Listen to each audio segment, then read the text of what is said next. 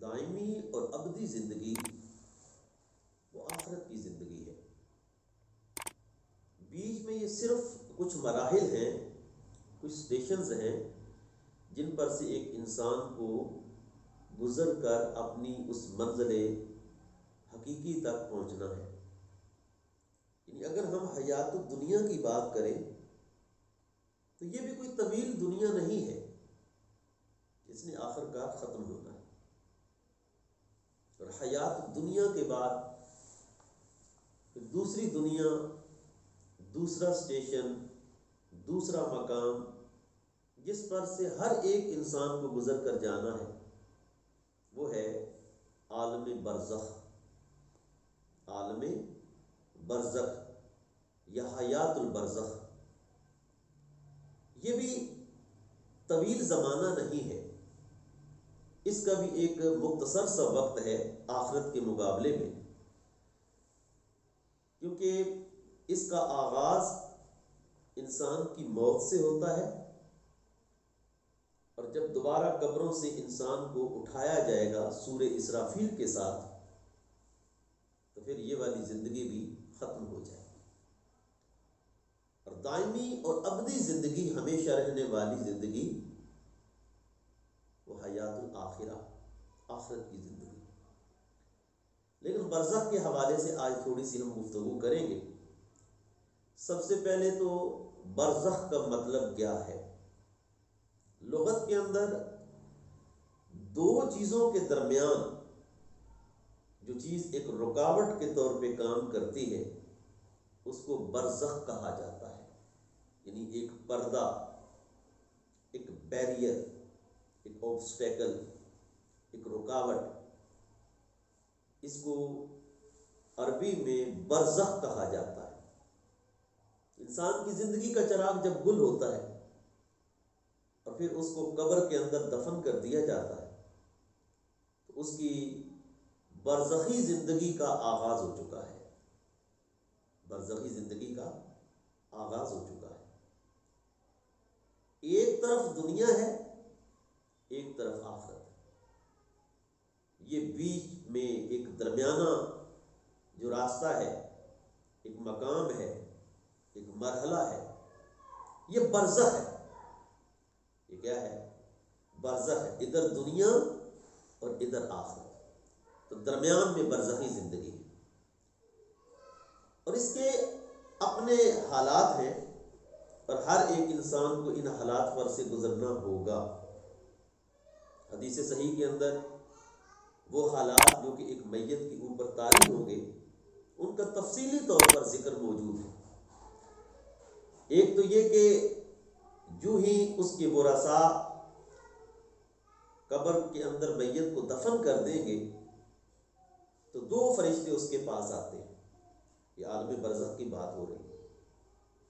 اس میت کو روح اس کے جسم میں لوٹائی جاتی ہے،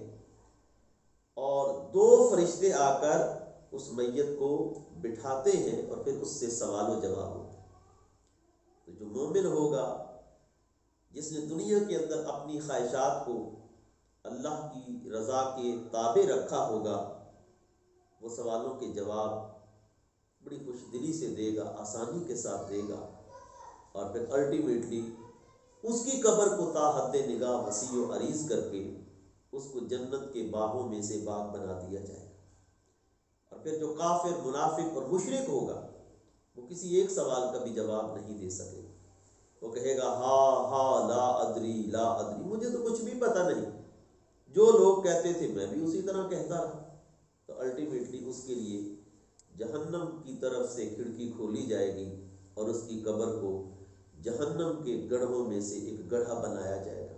اور دوسری حدیث میں آتا ہے کہ عذاب ان پر نازل ہوگا، اور فرشتہ، یہ صحیح بخاری کی روایت ہے، کہ سر پر ایک ایسا ہتھوڑا مارے گا کہ جس سے اس کی اتنی شدید چیخ نکلے گی کہ سوائے جن و انس کے جو بھی اس کے قریب قریب مخلوق ہے وہ اس کی آواز کو سن لیں گے، جن و انس کو یہ آواز نہیں سنائی جائے۔ یہ برزخی زندگی کے حالات کی ابتدا ہے، اور پھر یہ حالت کب تک جاری رہے گی؟ کافر و مشرک اس کے لیے قبر کے اندر قیامت تک کے لیے اسی طرح کے مراحل ہوں گے،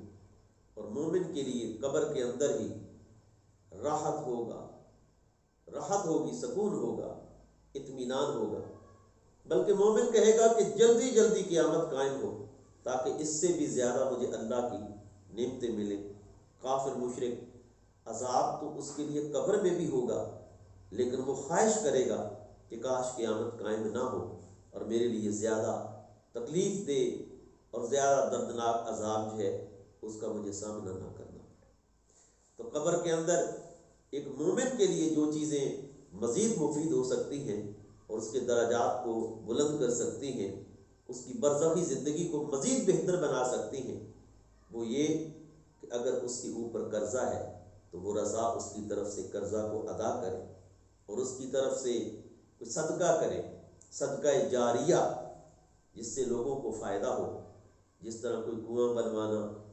کوئی پانی کا انتظام کروانا، کوئی مسجد بنوا دینا، کوئی لائبریری یا کوئی اچھا اسکول جو ہے یا مدرسہ، یا صدقہ جاریہ کے اندر یہ چیزیں آتی ہیں۔ اور تیسرے نمبر پہ قرآن، اس کا ثواب اس کو پہنچانا، صدقہ دینا اس کی طرف سے، حج ہے اس پر تو اس کی طرف سے حج کرنا، عمرہ کرنا، یہ تمام چیزیں اس کے لیے قبر کے اندر مفید ہو سکتی ہیں۔ تو آج برزخ کی زندگی کے حوالے سے تھوڑی سی ہم نے گفتگو کی، جس میں برزخ کا معنی اور مرنے والے پر برزخی زندگی کے اندر جو حالات وارد ہوں گے عذاب اور ثواب کی صورت میں، اس کا ہم نے مختصراً ذکر کیا۔ اللہ پاک ہم سب کو دین اسلام کی صحیح تفہیم اور نور نصیب فرمائے۔ وآخر دعوانا